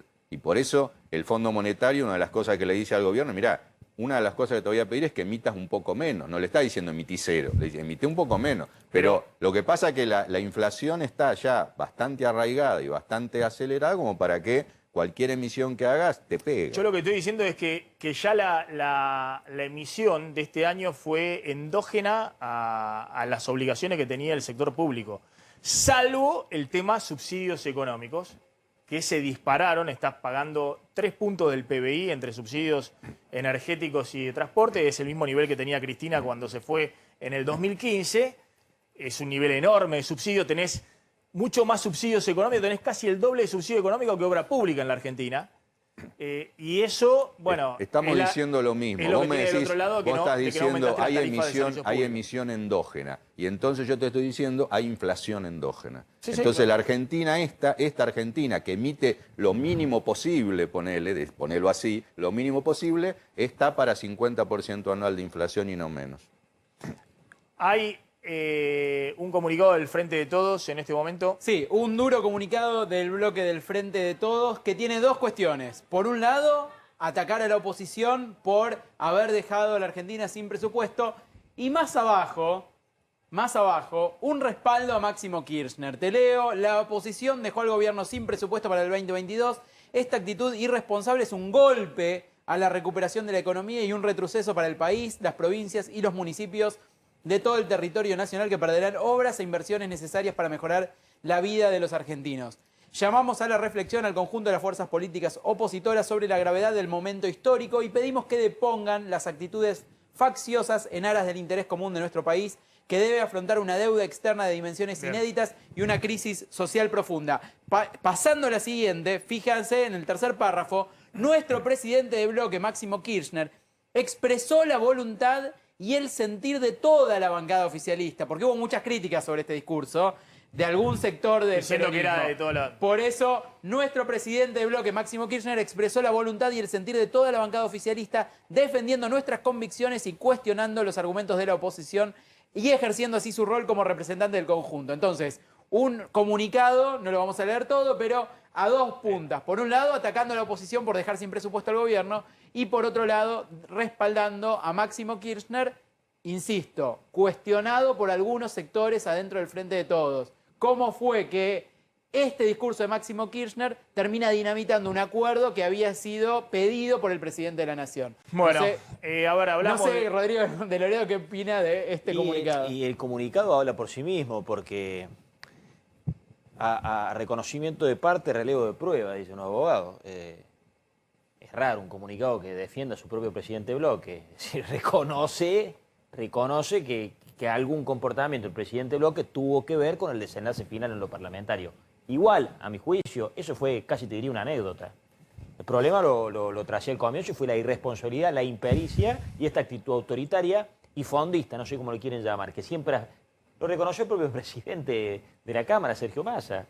Fueron hasta el final pensando que iban a tener una mayoría que no obtenían. Gracias. No estuvieron dispuestos a aceptar ninguna de las sugerencias que, como bien plantea el colega, no eran tan profundas. Era, expliquen, estos subsidios que quieren eliminar, ¿cómo pretenden hacerlo? Este acuerdo con el Fondo Monetario Internacional, pónganlo en el presupuesto.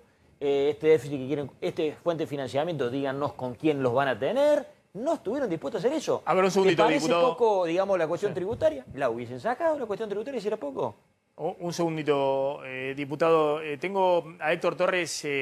Héctor, gracias por atendernos, como siempre, un gusto. Ex representante argentino ante el FMI, un hombre que trabajó junto a Roberto Labaña, en el equipo económico de Roberto Labaña, y que ayer me alertó con lo que estaba pasando en Brasil, porque puso un tuit en el cual anticipaba esto que decíamos, ¿no? De que el ministro de Economía de Bolsonaro directamente echó al FMI de Brasil. No cierran las oficinas este año del FMI en Brasil. ¿Cómo se interpreta esto? Yo decía, Héctor, es medio paradójico que Bolsonaro, que supuestamente es promercado, de ultraderecha y demás, se da el lujo de decirle al FMI, ¿para qué los tenemos acá? Váyanse a su casa. Y la Argentina está ahí prendiendo velas a ver si puede cerrar antes de fin de año un acuerdo con el fondo. Bueno, yo creo que los mercados abandonaron la esperanza que tenían con Bolsonaro. Bolsonaro es más bien un populista de derecha que está lejos de tener asegurada la gobernabilidad o la continuidad, me refiero, de ser reelecto. Y por otra parte, también es cierto que en Brasil los mercados, en realidad los inversores no le tienen miedo a Lula. Lula no es un cuco. Lula hizo un gobierno bastante razonable. Así que yo lo veo como un exabrupto que Guedes haya anunciado de esa forma el cierre de la oficina. No me queda claro si el cierre de la oficina del Fondo Monetario no estaba ya previsto, porque en realidad el Fondo Monetario no tiene oficinas en todos los países. Tiene oficinas en general en todos los países que toman crédito del fondo. Pero Brasil hace mucho que pagó todo lo que debía, y lo pagó Lula justamente. En el 2000. En simultáneo con la Argentina, ¿te acordás? En simultáneo con la Argentina y con Uruguay. Me acuerdo perfectamente bien. Vos eras representante de Argentina ante el FMI. Fue un duelo en el directorio que Brasil y la Argentina le pagaran de un saque en esas condiciones, básicamente. Era básicamente la manifestación de un fracaso en la relación, de una falta total de confianza, y lejos de celebrar que recibieron el pago completo, la verdad que había una preocupación bastante seria. Claro, pero era un momento donde en los tres países sobraban los dólares, ¿no? Ingresaban los dólares. De hecho, la Argentina, a través de Redrado, que está el presidente del Banco Central, le pedía que no ingresen los exportadores todos juntos los dólares, que retrasen el ingreso de los dólares a la Argentina, si no te tiraban muy abajo el tipo de cambio, muy abajo de los 3 pesos. Te pregunto, claro, Brasil puede darse el lujo de decir, ¿para qué está el FMI acá? ¿Por qué tiene 350.000, 400.000 millones de dólares en la reserva del Banco Central? Para los países que no tienen préstamo del FMI, el FMI solo cumple una función, si se quiere, hace el informe anual, el artículo 4, supuestamente ese es un monitoreo a cada país, pero ningún país le presta atención. El FMI monitorea hasta la economía de Estados Unidos. Imagino que la secretaria del Tesoro norteamericano, cada vez que recibe el informe del FMI, lo tira al tacho de basura. Bueno, la verdad que no sé si lo tira al tacho de basura, pero hay algo muy cierto en lo que estás diciendo. Esos informes del FMI, las proyecciones, tienen una importancia inversamente proporcional al peso de esas economías, de las economías en la economía mundial. Digamos, el peso de los informes y las proyecciones del fondo son muy importantes para los países en los cuales los bancos de inversión no tienen proyecciones propias. Digamos, los países de menor desarrollo relativo, que además dependen normalmente de donaciones de las ex-metrópolis, digamos, Europa o incluso de Japón. Entonces, el Fondo Monetario hace el trabajo de evaluar cómo van esas economías y la verdad puede ser, digamos, cuántos informes puede haber de la economía del Chad. Probablemente el del fondo y nada más. Ahora, de Brasil hay una cantidad de informes y como vos acabas de mencionar, yo estoy seguro que Goldman Sachs tiene su propio informe, JP Morgan tiene su propio informe, mirarán el informe del fondo, pero la verdad no es un informe que vaya a cambiar el sentimiento de los mercados o básicamente lo que los bancos de inversión estiman. Y lo de Estados Unidos obviamente es un caso extremo, digamos, en los cuales está lleno de informes y proyecciones, y el fondo más bien, digamos, esto pasó antes de la crisis del 2008, una de las críticas fuertes que se hizo internamente en el fondo, la Oficina de Evaluación Independiente, es que el staff del fondo tendía a coincidir con los bancos de inversión y eso le hacía la vida más fácil. Tengo la última respecto a lo que pasó en las últimas horas en la Argentina. No sé si te enteraste, vos estás siempre me confundo. ¿Estás en Ginebra? Estoy en Ginebra, sí. Estás en Ginebra. No sé si te enteraste, pero se cayó el presupuesto que había enviado el Congreso, sí. Que había enviado el oficialismo al Congreso, en lugar de las metas plurianuales y de acuerdo con el fondo, porque lo que iba a ingresar primeramente, supuestamente, y había anticipado el presidente, era el acuerdo con el fondo. El acuerdo con el fondo no está. A mí me habían dicho que ahora la nueva meta era después de Navidad. Estamos hablando la semana que viene, no, la otra. ¿Cómo pensás que interpretan esto en Washington? Que el gobierno hizo un primer intento con el presupuesto y después iba a enviar el acuerdo con el FMI. Está en el último comunicado del fondo explícitamente que es necesario buscar consensos políticos alrededor de la política económica y termina este enfrentamiento en el Congreso con declaraciones de un lado o del otro y una votación muy negativa para el gobierno.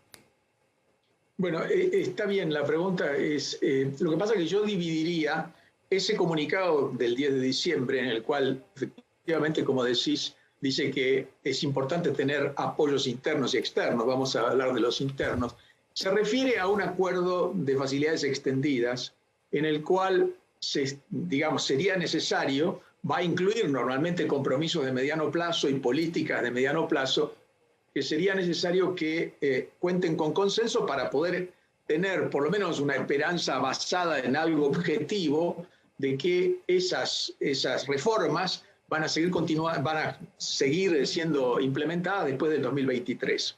Ahora, evidentemente el presupuesto, la caída del presupuesto, la imposibilidad de tener un presupuesto aprobado por el Congreso este año es una preocupación, pero yo no creo que el fondo vaya a dejar de seguir negociando un acuerdo de facilidades extendidas porque esto no fue. Evidentemente se preocupa, pero imagínate que si en realidad la capacidad del fondo de prestarnos dinero dependiera de que la oposición apoye el presupuesto sentado, le estarías dando a la oposición un virtual veto sobre la relación con el fondo.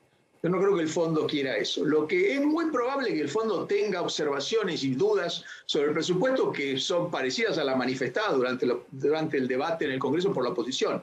Pero yo no creo, vuelvo a repetir, que sea política del fondo decir si la oposición no apoya determinada ley, entonces nosotros nos retiramos. Sería darle demasiado poder. Y vuelvo a lo que habíamos planteado al principio con el tema de la ruptura de Bolsonaro con el FMI, con esta declaración. Esto fue a través del ministro de Economía, que aparte es un ministro de Economía muy ortodoxo, Pablo Guedes. Es un hombre con mucha reputación en los mercados financieros y demás, él fue el que comunicó. Básicamente, ¿por qué? Porque están enojados con que el fondo está poniendo proyecciones a la baja para la economía brasileña.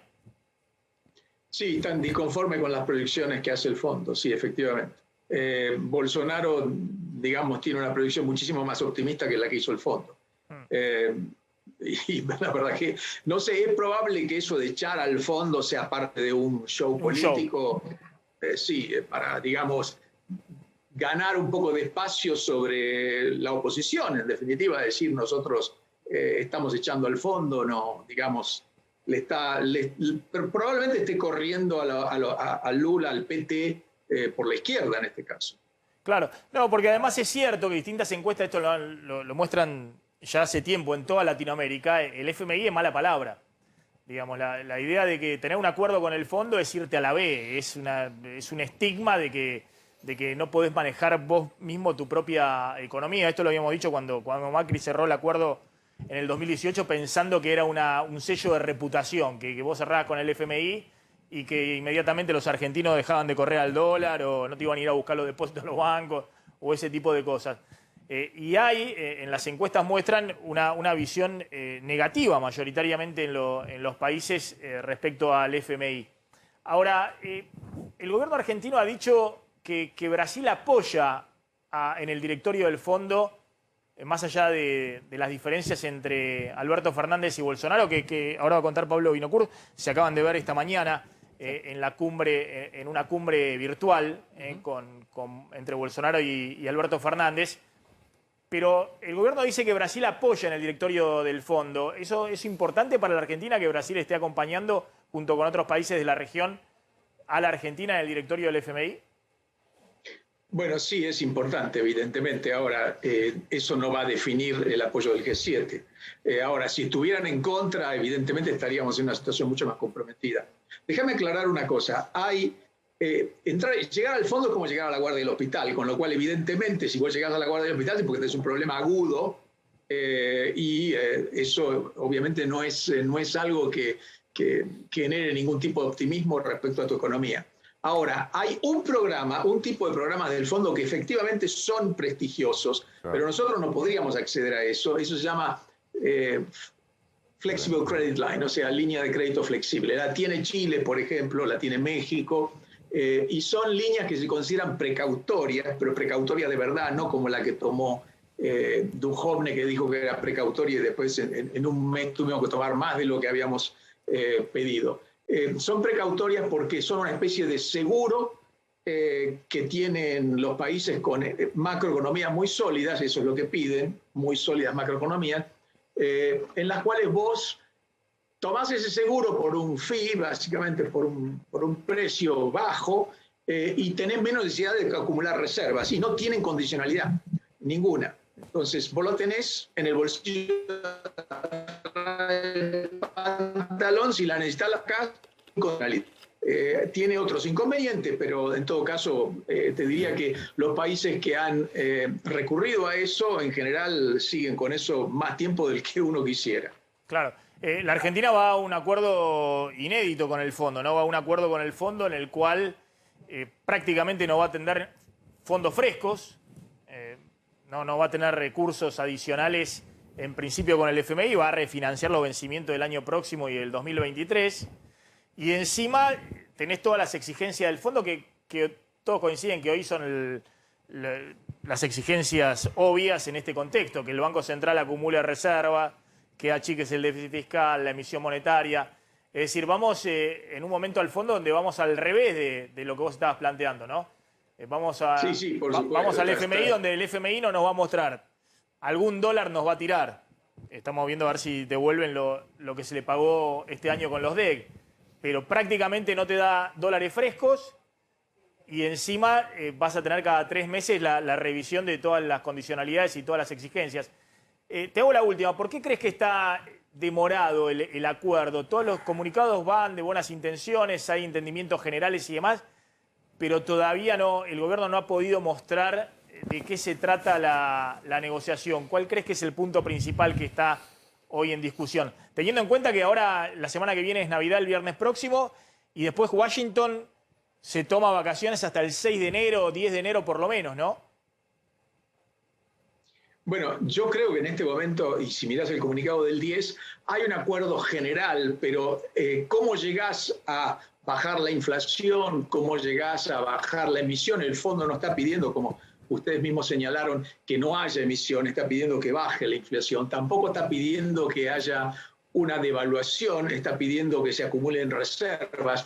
Es un fondo muy flexible, pero aparentemente esa flexibilidad no alcanza.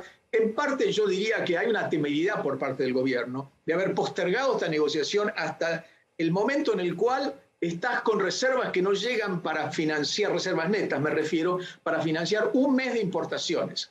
Y eso me parece una temeridad haber esperado hasta este momento, porque toda negociación termina reflejando el poder relativo de los que están sentados negociando. Y si vos llegás a negociar, por mucho que haya cambiado el fondo, por muy flexible que sea, si vos llegás con la lengua afuera, cuando en realidad te quedan menos de un mes de importaciones, de reservas, y bueno, estás negociando a las apuradas, un programa largo, es un problema. Y yo creo que el problema principal es que la coalición de gobierno es una coalición que tiene problemas internos.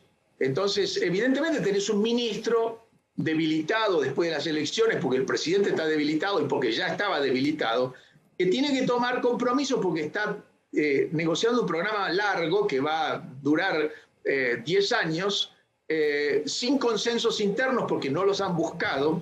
Y entonces es una situación difícil, yo te diría, de negociación. O sea, a mí me parece temerario, yo he sido negociador muchos años, pero me parece temerario llegar a una negociación, es decir, postergar la negociación hasta el momento en el cual vos estás a un paso del precipicio. No, y además lo que le sucede al gobierno es un poco lo que hablábamos. Una vez que entres con el acuerdo con el fondo, este año si hubiesen cerrado más o menos las pautas que decían en el presupuesto, si hubiesen cumplido, digamos, esa pauta, porque el gobierno tuvo un déficit fiscal menor al que decía en el presupuesto y demás. Pero el acuerdo con el fondo es cada 3 meses si tenés un desvío, es una misión, es un comunicado conjunto, es cómo se resuelve la corrección. Yo quiero ver la dinámica política de Alberto Fernández, de Guzmán, de Máximo Kirchner, hablando de eso, digamos. No sé cómo lo van a resolver desde el punto de vista... tener mucho manejo político para que eso no te esté empañando permanentemente la dinámica propia de la gestión. Sí, correcto. En realidad eso es un punto que señalas que es muy importante, que cada 3 meses hay una revisión. Y si vos no cumplís con las metas que te impusiste, te autoimpusiste en acuerdo con el fondo, tenés que pedir un waiver, es decir, un perdón, un permiso al directorio. Cada pedido de waiver es una oportunidad para que haya volatilidad en los mercados. Y cada volatilidad del mercado es una oportunidad para especulación financiera, más pobres, menos algunos que con información, privilegiada, que hacen plata, y muchos que la pierden. Pero te lo pongo más simple. Cada pedido de waiver es la posibilidad de una manifestación, no solamente de la izquierda, sino también del propio oficialismo, de los movimientos sociales. Y yo no sé cómo van a manejar esa dinámica, porque lamentablemente es así. Cuando vos tenés un acuerdo con el fondo y te manejan el joystick, digamos, es compartido. Digamos, querés anunciar un bono para la UH, un bono para los jubilados, y tenés que discutirlo con un burócrata. Perdón, Héctor, pero bueno, vos estabas de este lado, digamos. Discutías también con los burócratas de Washington. Tenés que discutirlo con un tipo... que está hace 20 años en el organismo y que te mira los numeritos con lupa. Por supuesto, no, sí, yo estaba representando a la Argentina, no fui funcionario del fondo nunca. Pero sí, es cierto, yo creo que en este acuerdo, yo lo he insistido cada vez que hablo con colegas del fondo, y muchas veces con la prensa, dada que estamos en una situación en la cual lo único cierto en la economía mundial es la incertidumbre enorme que tenemos, este programa que estamos negociando debería incluir ciertas flexibilidades que eviten el pedido de waiver cada 3 meses, porque con un pedido de waiver cada 3 meses, además de la volatilidad, generás una especie de fatiga política. Finalmente lo tirás por la ventana el acuerdo. Y terminás peor que lo que empezaste, porque cada vez más dependiente del financiamiento del fondo, en vez de poder ir a los mercados. Así que sí, es un momento muy particular. Héctor, muy interesante, como siempre, escucharte. Ahí estaba Héctor Torres, ex representante argentino en el FMI, justamente en esa época, si se quiere, dorada, ¿no? A Argentina le sobraban los dólares y podía darse el lujo de pagarle al FMI, ¿no? Con la baña en el Ministerio de Economía. Cierro, Pablo, esto es un tema para, y Leandro Sicarelli, es un tema para ver, ¿eh? Yo creo que el gobierno ha postergado esto de manera insólita, que estamos hablando de que hace 2 años que viene discutiendo el acuerdo con el fondo, porque no le encuentra el tiempo político. Ahora está contra la pared porque no tiene más reservas en el Banco Central, pero después cuando entras en el acuerdo con el fondo, y hay que sostenerlo en la dinámica política para un gobierno que tiene una retórica muy anti-FMI, tiene una retórica muy dura. Sí, es que es así. Si Bolsonaro se da el lujo, imagínate, de echar al FMI porque dice, es Igual una papita, que voy a estar con... te voy a bancar un informe del FMI, Bolsonaro, que obviamente no le hace nada un informe del FMI, que diga que bajan las proyecciones de crecimiento de Brasil y que aumenta la inflación. No le hace nada, pero le enojó y dice, se van. Igual. Imagínate lo que quisiera hacer Cristina en este momento con el FMI. El gobierno, este gobierno, como los gobiernos de Néstor Kirchner y Cristina Kirchner, tienen, el Fondo Monetario es un enemigo. Es un enemigo. Políticamente, económicamente, no solamente políticamente, económicamente también, no cree en las cosas del fondo. Entonces, por eso patearon hasta el que pudieron al final, porque no quieren arreglar, lo que pasa es que no les queda otra que arreglar. Igual Brasil, te voy a decir una sola cosa, yo no sé si Bolsonaro, si yo fuese Bolsonaro el año que viene, que tiene elecciones, que viene Lula, que el mundo está subiendo las tasas de interés, que yo no sé si me hubiera ido del fondo, por las dudas. Pero un acuerdo preventivo, con como dijo 350.000 millones de dólares en la reserva, necesitas al FMI el año que viene. Banco Central de Brasil, si Brasil, te lo pongo en otros términos, si Brasil llega a necesitar el FMI preventivamente, el año que viene, nosotros estamos muertos. Yo preventivamente lo hubiese... Si hay una crisis en Brasil que requiera ir al FMI, nosotros estamos en la lona. Digamos, crisis no, bueno. pero Torres tiene razón. Brasil podría tener tranquilamente transitar el año que viene con un acuerdo preventivo como tiene Chile, como tiene Colombia, como tienen todos los países. No sé para qué lo hace, gratuitamente. Porque el año que viene va a ser un año complicado. Te sumo, digo, el Banco Central de Brasil tiene línea directa de swap con la Reserva Federal. Lo último que le importa es el financiamiento del fondo. Pero indistintamente de eso, hay algo que medio que se está dejando de lado, se está ignorando. Evidentemente ha habido un problema con los plazos para cerrar el acuerdo, eso no lo puede negar nadie. Ahora, el problema de fondo es que claramente Argentina, dentro del abanico de posibilidades que te brinda el fondo, no hay ninguna que le permita repagar este crédito porque el crédito fue monumental, rompió todos los estatutos del propio Fondo Monetario, fue advertido en su momento, lo hizo la oficina independiente, le dijo al fondo, esto está mal, le estás adelantando los desembolsos, no cumplieron nada, ya estaban con 2 waivers arriba. Entonces, a ver, puede haber un tema de dilatamiento político, de que no llegás a tener... Pero de fondo el problema es que a 10 años Argentina no puede devolver este crédito. Entonces el gobierno dice, mirá, yo te voy a firmar algo para que nos tengamos que sentar de vuelta en 3 años, que es de última lo que quiere el Fondo Monetario. Y ese es el otro gran problema. Bueno, pero es parte de la discusión, porque si no parece que el acuerdo está ahí, es muy fácil cerrarlo y el gobierno está encaprichado que no quiere. Digo, incluso si nos conceden la sobretasa, que no nos la van a conceder, pero si nos dicen no pagues la sobretasa, incluso si nos dan 15 años, se salen de la línea de facilidades, nos dan 5 años más, no alcanza, porque cuando vos solapás los vencimientos de capital del fondo con los vencimientos privados, no hay forma de pagarlos. Eso lo sabe el fondo, lo sabe el mercado, lo sabemos nosotros y lo sabe la oposición también. Entonces, a veces da la sensación de que lo que se juega es un partido político, porque eso tendría que estar dentro del tablero de cosas que evaluamos a la hora de saber si vamos a tener un acuerdo antes o no de fin de año. Gracias a los dos. Diputado, gracias, gracias por Maxi. venir. Te saco un tema de lo que acabas de mencionar, no me parece menor, que tiene que ver...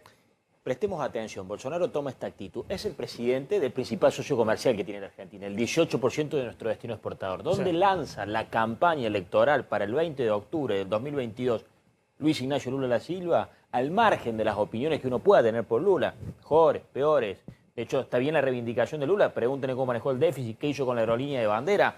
Es un tipo que no está, digamos, que no genera resquemor en el establishment ni en el sector empresarial. ¿Dónde lanza la campaña política? Acá en Argentina, en el acto de la democracia. ¿Qué piensa Bolsonaro? Que mientras mejor le va a Fernández, ¿a quién le va mejor en Brasil? A Lula. Es gravísima la política internacional de la Argentina, metiéndose en la política doméstica, desaprensiva de los intereses nacionales. Diputado, gracias. Esa pulserita que tenían todos hoy es que está de un resort ahí en el No, en el esta Congreso, es de Cámara de Diputados. Para poder entrar necesitan la pulserita. Se enojó López Murphy. Todos levantaban la mano, estaban con la pulserita. Y con la pulserita Parecía, es difícil de tienen sacar. café gratis, digamos, ahí en la Cámara de Diputados, con la pulserita le dan café gratis. Diputado, gracias. Gracias. Me voy a Estados Unidos porque está Oscar Cingolani. Doctor, gracias por atendernos. Y un gusto y disculpas la demora. Me sorprendió porque vi unos tweets del doctor Cingolani en los últimos días alertando de que no le están pasando nada bien en Estados Unidos, incluso nuevamente ahí en el sistema de salud, que se han disparado también, como en Europa, mucho los contagios y también ha aumentado el número de hospitalizaciones y fallecidos. Doctor Cingolani, ¿qué está pasando? ¿Por qué esta preocupación que nuevamente está apareciendo ahí en Estados Unidos? Bueno, mira, Maxi, estamos preocupados porque en los últimos 72, 96 horas hemos visto un aumento de muchos casos en gran cantidad de los estados, sobre todo de variante Delta, sobre todo en no vacunados, pero conjuntamente con esto estamos viendo la nueva variante Omicron, que tiene un tiempo de duplicación muy, muy bajo y que es hasta ahora la variante que más se transmite. Si bien todavía no sabemos cuán severa puede ser, los datos iniciales arrojan que produce una enfermedad más leve, esto todavía está por verse, ya que estos datos vienen de Sudáfrica, que es una población totalmente distinta. La realidad es que nosotros estamos viendo un aumento muy grande en personal de enfermería, en personal de salud y en pacientes que vienen realmente con test positivos y que los estamos internando, cosa que no veíamos desde el pico que tuvimos en el verano. ¿Y esas internaciones son con gente no vacunada o también con vacunados? El 80 al 90% de los internados son no vacunados o con vacunación incompleta. La gran mayoría de los pacientes que tienen vacunación completa, que tienen 2 dosis, que todavía se considera aquí técnicamente vacunación completa, por lo general no se internan, salvo que tengan algún cuadro de inmunosupresión o muchas comorbilidades. La gran mayoría son no vacunados. No estamos viendo ningún paciente internado con 3 dosis. Hasta ahora no con 3 dosis. Claro, Hasta ahora no estamos porque viendo. también se dice, muchos casos, sí contagiados con 3 dosis, pero no internados con 3 dosis. Tal cual. Vemos muchísimos, un 40 o un 50% de pacientes que tienen 3 dosis o que tienen 2 dosis y que se van a testear para irse de viaje y testean positivos y no tienen ningún síntoma, absolutamente nada. Esos pacientes contagian por menor tiempo que los no vacunados, contagian con menor carga viral, pero se contagian y son transmisores de la enfermedad. Está bien la aclaración también respecto a las 2 dosis, que usted dice, bueno, en general la eficacia es muy alta y demás, pero no es algo infalible, ¿no? Porque también hay mucho comentario, bueno, pero mira, tenía 2 dosis y terminó muy grave, hospitalizado y demás. Y bueno, a ver, ¿cómo se aclara eso? No estamos hablando de una vacuna ninguna que tenga 100% de efectividad para casos graves.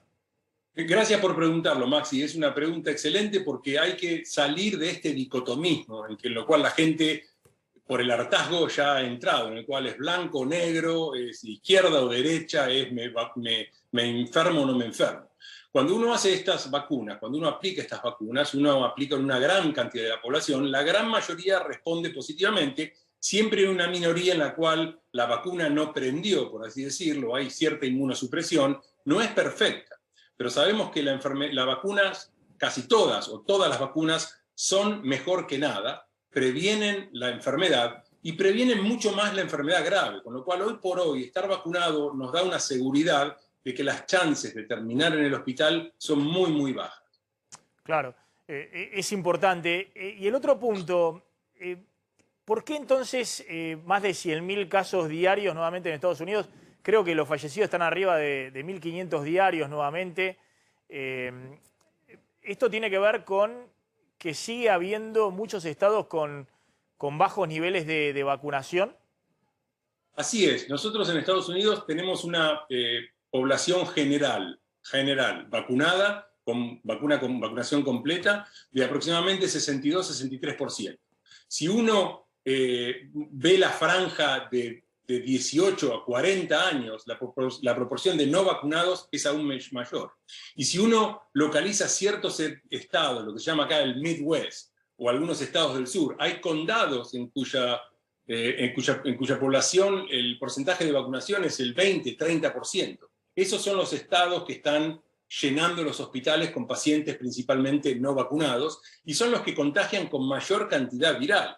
Hemos tenido anécdotas de personal médico de ciertos hospitales de Michigan o de otros estados en los cuales hay muy poca gente vacunada, que están ya teniendo problemas y que quieren no atender a aquellos que no se han vacunado, con lo cual crea un caos social, por así decirlo, muy importante. Así que el gobierno está trabajando con mucha fuerza tratando de convencer a la gente que se vacune. No, y es muy fuerte también lo que se ha conocido esta semana de algunas empresas, Google, la empresa hoy más grande del mundo por valorización bursátil, que les da licencia obligatoria a los empleados que no se vacunen.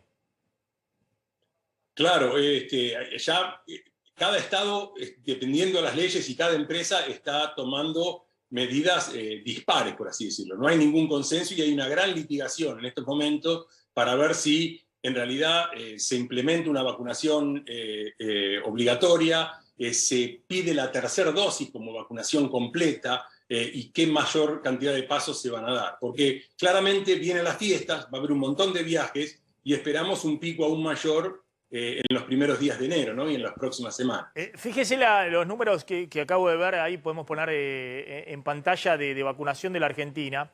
De población total estamos en 83% con una dosis y casi 70%, 69,3% con 2 dosis, ¿no? Con lo cual marca que la Argentina, digamos, hay una demanda muy grande de vacunas. Si se puede llegar rápidamente en el próximo mes a cumplimentar ese 80% de vacunación es elevado. Pero estamos con 8% de tercera dosis, ¿no? De población total. Creo que Argentina tiene, vamos a ser un poco positivos, ¿no? Argentina tiene una ventaja, que es que recibió gran parte de la segunda dosis en una forma tardía, con lo cual hay una gran población que todavía tiene defensas a la segunda dosis. Y eso es algo muy, muy bueno. Pero vuelvo a insistir en no entrar en el dicotomismo y decir, bueno, yo estoy vacunado o inclusive tengo la tercera dosis y tengo que relajarme.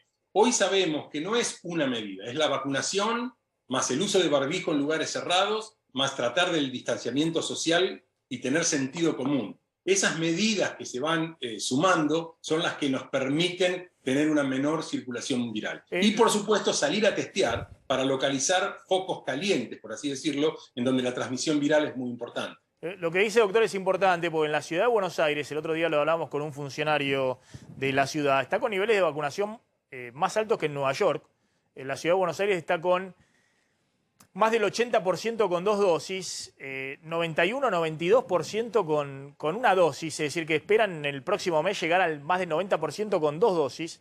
No sé cómo vienen con 3 dosis. Pero bueno, ojo que también han aumentado fuertemente los casos en las últimas semanas, ¿no? Estábamos en menos de 100 casos diarios, ahora estamos en 800 casos diarios. Es un poco lo que usted está diciendo, más allá de que la vacunación sola no alcanza. No, la vacunación no solamente no alcanza, sino que aparte hay otra variante, que es esta Omicron. Sabemos que si bien, vamos a poner una hipótesis, supongamos que esta variante tiene 1/3 de la severidad que tenía Delta, que son los que arrojan los datos de Sudáfrica, pero se transmite 50 o 60 veces más. Vos tenés un impacto absoluto sobre la población que va en realidad a afectar a aquellos que no están vacunados y va a incrementar la cantidad de enfermos. Con lo cual, si sabemos que la vacunación nos protege de la enfermedad, pero no protege de transmitir virus, tenemos que todos ser responsables y cuidarnos para que eventualmente no se contagie aquel que no esté vacunado. Doctor, gracias, muy amable como siempre. Ahí estaba el doctor Cingolani. Vamos a la tanda, cuando volvamos, atención, ya tenemos el móvil ahí en Olivos, porque reuniones del presidente con ministro de Economía, Massa, otros dirigentes para ver cómo se sigue después de lo que ocurrió hoy, que fue que se cayó el presupuesto de 2022, cuáles van a ser los próximos pasos que va a dar el gobierno, lo va a contar en un ratito. Y una reunión virtual sorpresiva, no te puedo adelantar porque lo estamos chequeando, pero una reunión virtual sorpresiva, una comunicación con el exterior. Te lo cuento en un ratito. Bueno, tanda y volvemos. Pablo, bueno, ¿qué información hay? Bueno, reunión importante ahora a las 15. Dentro de 10 minutos, reunión. Alberto Fernández, Guzmán, quizás se suma Sergio Massa y una videoconferencia con Cristalina Georgieva, la directora del Fondo Monetario Internacional. Era una reunión que dicen que estaba prevista, pero obviamente después de lo que fue el escándalo de hoy a la mañana, toma otro volumen político. Habrá que ver qué es lo que deciden entonces y cómo sigue el acuerdo con el Fondo Monetario Internacional. Parece que hay enojo del presidente con Máximo Kirchner por la caída del presupuesto 2022. Bueno, hay distintas versiones sobre eso. Una tiene que ver con un posible enojo de un sector del albertismo, quizás de Alberto Fernández, con Máximo Kirchner por el tono que tuvo su discurso. Y hay otros que dicen que no, que indefectiblemente la oposición estaba todo planteado para que se cayera y para que no pudieran acordar, porque de última, en esos segundos que hubo, Ritondo decidió no apoyar lo del cuarto intermedio o la vuelta a comisión, que fue demasiado raro. Algunos entonces lo están apoyando a Máximo Kirchner, por supuesto, es lo que tienen que decir. Pero en todo caso, el enojo con Máximo Kirchner es porque detonó la caída y la votación o por impericia, porque le dio la excusa a la oposición para detonar la sesión. Porque lo que detonó la votación fue el discurso de Máximo Kirchner. Algunos dicen, lo hizo a propósito, porque... Esa es la otra discusión que está dando vuelta. Y otros dicen, bueno, lo hizo por soberbio, porque quiso tener la última palabra cuando tenían todo acordado para no hablar más. De hecho, parece que había algunos gestos del presidente de la Cámara de Diputados para que ya está, se fuera a votar el cuarto intermedio, que era lo que había acordado con la Casa Rosada, porque además, finalmente terminó el discurso de Máximo Kirchner, que detonó o le dio excusa, es lo que vos estás planteando, o le dio excusa a la oposición. Sí, porque además hay otra cuestión, que es que estas votaciones no se debaten, directamente se vota o no se vota. Fue raro que se hiciera una explicación de por qué votabas de una u otra manera la vuelta a comisión, ya eso fue raro. Hay también análisis y especulaciones. ¿Fue a propósito? ¿Fue una ingenuidad de Máximo Kirchner o estaba haciendo otro juego? Bueno, también eso es parte de las lecturas políticas posteriores. Gracias, Pablo Vinocur. Se quedan en A24, ya llega Marce Pagano al aire de A24, se quedan con ella. Chau, pásenla bien.